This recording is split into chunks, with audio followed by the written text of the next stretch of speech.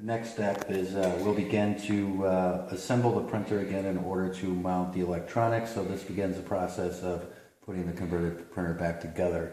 First we're going to take our 2 feet that we've already modified out of the bottom, and we're going to mount them back on the printer. And just take note, you want to keep the pressurized ink line or pressurized line on the outside here so you don't kink it. And you'll put a screw back in here and a screw back in here, and then you're going to take this line and you'll see where it connects, where you unplugged it. We're just going to push this in here, otherwise you won't get the benefit of utilizing the pressurized ink system for ink flow. Once that's in place, put your 2 screws in.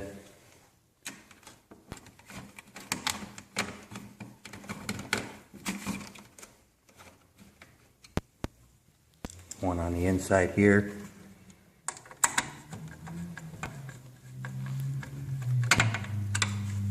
Now that foot is mounted. I'm going to do the same on this side. The little nub right in the printer. Screw here. And screw here. Now we have that mounted. We'll go to the next step. Okay, the next step after we have our feet on, we have this the ASF relay board hanging here. So what we're going to do is mount that. You'll notice there's 2 tabs where the original ASF paper tray was connected to. So you can see I've bent this down on an angle. It normally looks like this one here flat up, so you'll take it and just bend it down. And then you're simply going to take we have 1 flat cable, or actually 2 flat cables in the kit that are the same. This one here, it originally has a short one on it that won't reach. So before you mount this, take your flat cable from your kit, position it, plug it into the relay board, make sure your pins are correct, and you're simply going to mount it right there where that screw hole is. And you can use the original screw that came out for the ASF paper feed tray. I hope you can get this on camera. It's kind of tight in here, but we'll get a good shot after it's screwed in. So now we have that mounted snug, and we have our new cable connected from your kit. And I want to point out this sensor here. This sensor typically reads a wheel key off the side of the paper tray to locate its position.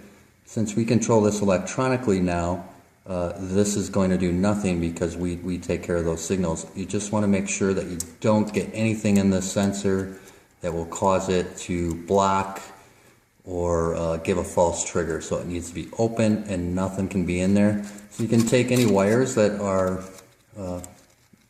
presumed to be a problem, tuck them behind here, put a little tape on it just so they'll never interfere with that sensor.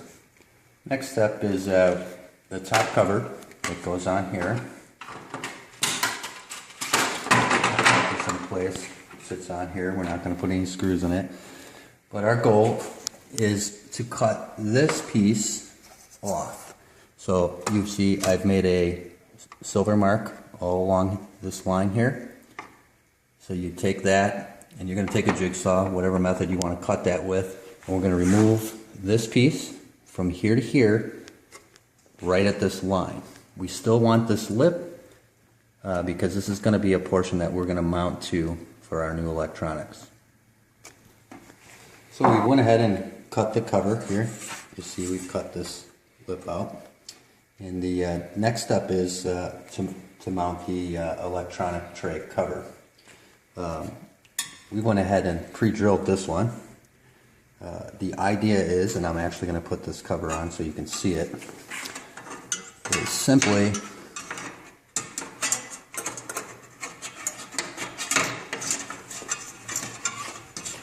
sometimes it can be a little tricky. Bear with me.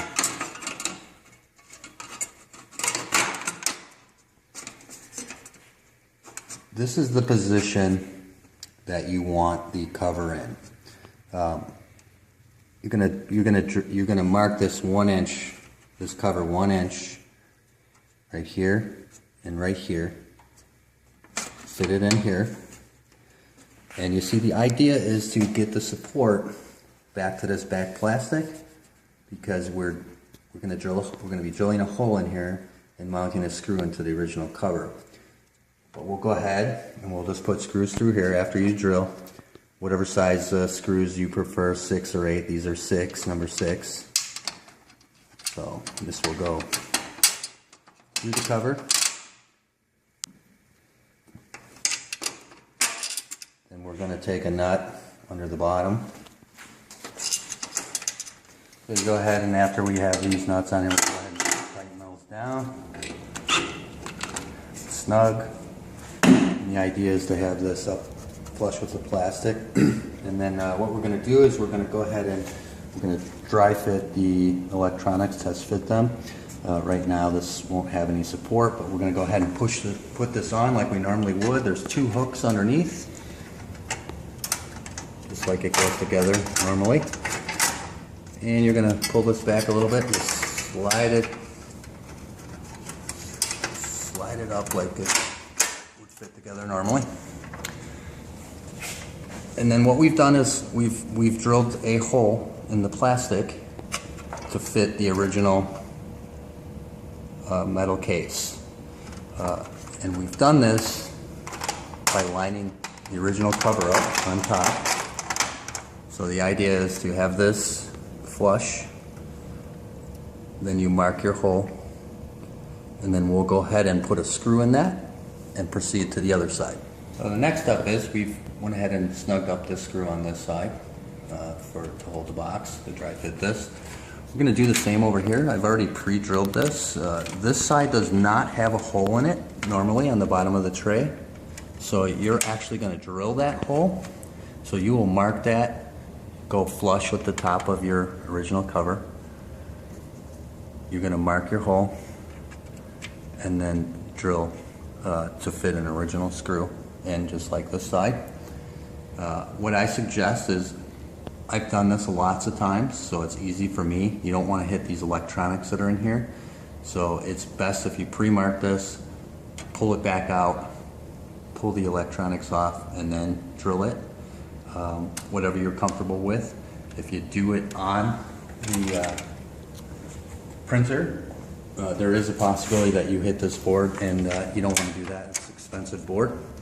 So we'll go ahead and put this screw in, tighten it up, and show you the final. Okay, you'll see we went ahead and put this screw in this plastic side too. This is a process that's never been done before on a DIY printer. Came up with this recently in an effort to not have to mount a shelf on the inside like a lot of them we've done in the past. And it's very, very strong. Take this cover off to give you an idea. With the 2 holes here, or the 2 mounts here, and the 2 mounts here, it can't go anywhere. It's very strong. Next step is, and this is strictly cosmetic, you don't have to do this, it looks a lot nicer if you do, is we're going to put this back in place like it would be in its original state. And you'll notice everything is flush, like we've mounted the electronics flush here, and it's flush here, but you'll notice it's sticking up a tad here. And the reason for that is there is a little lift here, original one. So we're going to want to take the distance that it was sticking up off this tab, and then what you'll be able to do is we just use a double-sided tape, put it on here, and mount it right to the top of the original box. So what we did is we went ahead and we snipped it off with just the regular pliers, and you see now we're flush. So you get the idea, is just double-sided tape to put this back down, strictly cosmetic. After we get everything we want, you don't have to. But all I did was take and snap right there. So next process is we're going to begin wiring. So we're going to take this all back off. We've mounted it. We'll move this. I'm going to remove the electronics back out. I'm just going to take these two screws out.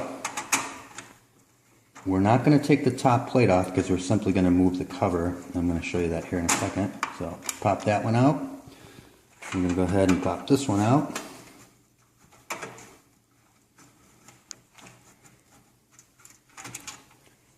And this will just come out like normal. And we'll go ahead and remove this whole cover. You see, it comes right off. We don't have it screwed down yet.